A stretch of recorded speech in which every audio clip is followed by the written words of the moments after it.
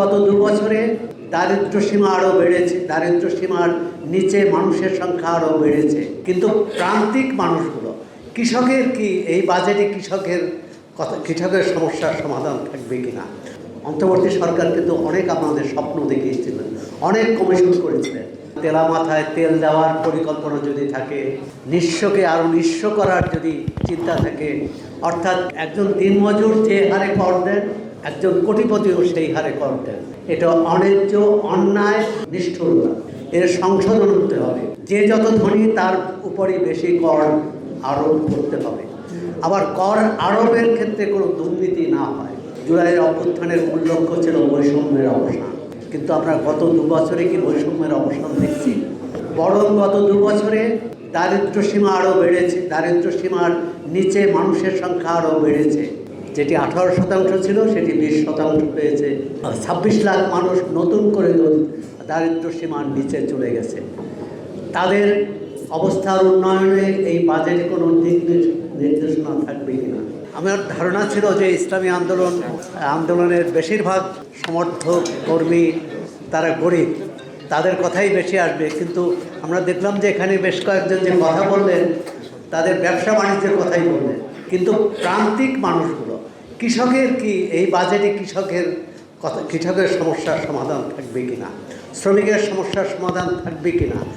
এই বাজেটে দেশের প্রায় অর্ধেক যে তরুণ জনগোষ্ঠী, সেই তরুণ জনগোষ্ঠীর কর্মসংস্থানের ব্যবস্থা থাকবে কিনা, এবং সেই কর্মসংস্থান কোথায় হবে, কিভাবে হবে, তার যোগ্যতা অনুযায়ী হবে কিনা, সেটি যদি বাজেটের দিক নির্দেশনা না থাকে তাহলে এই বাজেট অর্থহীন।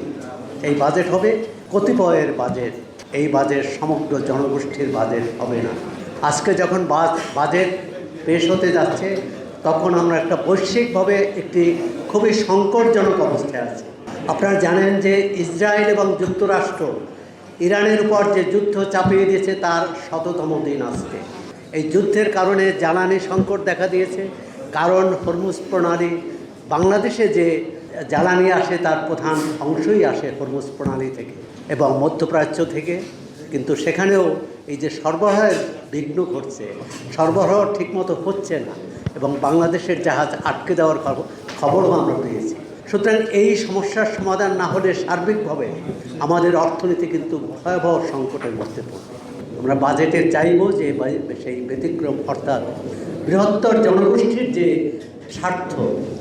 আপনি দেখেন স্বাস্থ্যসেবা, শিক্ষার কথা অনেকেই বলেছেন, কেন শিক্ষার দুরবস্থা থাকবে?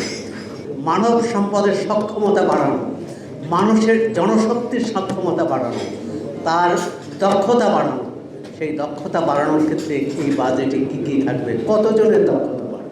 সরকার ফ্যামিলি কার্ড দিয়েছেন, একটি খুবই জনতুষ্টিমূলক কর্মসূচি, কিন্তু আগামী 1 বছরে কতজনের সুবিধা পাবে? যদি 37,000 সুবিধা পায় তাহলে কিন্তু একটা বিশাল অংশের বাইরে থেকে যাবে। 37,000-এর বাইরে যে বিশাল জনগোষ্ঠী দরিদ্র এবং দারিদ্র্য সীমার নিচে বসবাস করছে, তাদের জীবন জীবিকার নিশ্চয়তা কে দেবে? কৃষি বাংলাদেশের অর্থনীতির প্রধান খাত এবং এটিই হচ্ছে সবচেয়ে বেশি মানুষ এখানে নিয়োজিত থাকে, কর্মনিয়োজন করতে পারে। কিন্তু তাদের ভাগ্যের পরিবর্তন না হলে কিন্তু সামগ্রিকভাবে বাংলাদেশের ভাগ্যের পরিবর্তন হবে না। কেন আজকে বাংলাদেশ অর্থনৈতিকভাবে অনেক উন্নত হওয়ার দাবি করে, প্রযুক্তি উন্নয়নের কথা বলে, কেন ওই কৃষক যে ধান শুকাতে পারে তার জন্য এই ধান শুকানোর যন্ত্রটা পাবে না?